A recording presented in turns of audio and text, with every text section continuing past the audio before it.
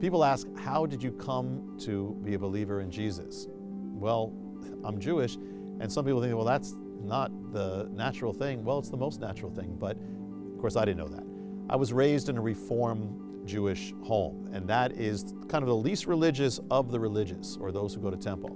My father came from Germany. He escaped Hitler as a youth. My mother's family came from Russia, escaping the Tsar, and both my parents were scientists, and they met each other studying. And I was born in this home, and I went to Hebrew school. I went to all the classes. I went to the synagogue services. But when I was 8 years old, I began to question it all, because I saw stories or film strips of God in the Bible moving and being real and speaking to the prophets and speaking to his people. But when I looked around in the synagogue, I didn't see any of that. I saw people kind of following the rituals, and the rabbi never got up and said, hey, God really showed me this in my life, or it never really happened. And so I didn't really see the reality of God. So I questioned it. And so at 8 years old, I became an atheist. I said, there's no God. And so that lasted until I was about 12 or 13, when I started losing faith in atheism. I said, this doesn't work. There's got to be a reason behind everything. There's got to be a reason for this life. So I started seeking. I started reading everything I could. I started reading books on science and religion and UFOs and the occult and Nostradamus and everything you could imagine, seeking for truth.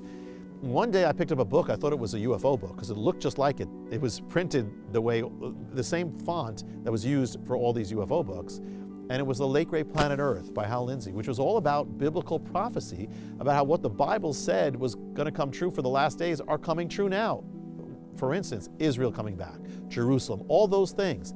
So I was like stunned by it. And it spoke about Jesus, but now I was kind of I was open, because I read about Jesus in all the other books. Everybody talks about Jesus and everybody borrows him.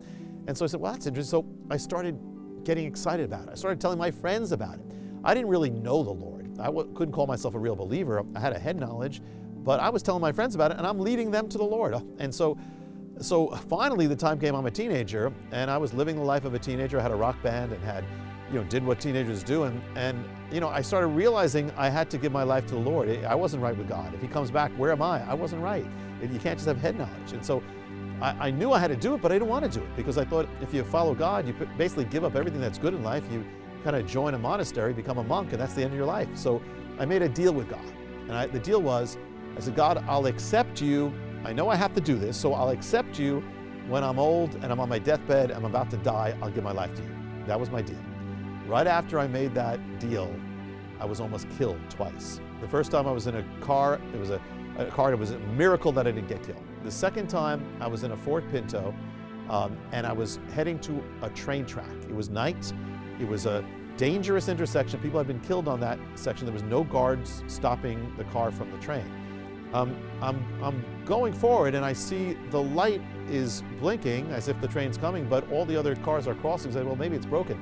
So let me go up. So I'm going up, and I look, and I see a light, and it doesn't look like it's moving because it's the train.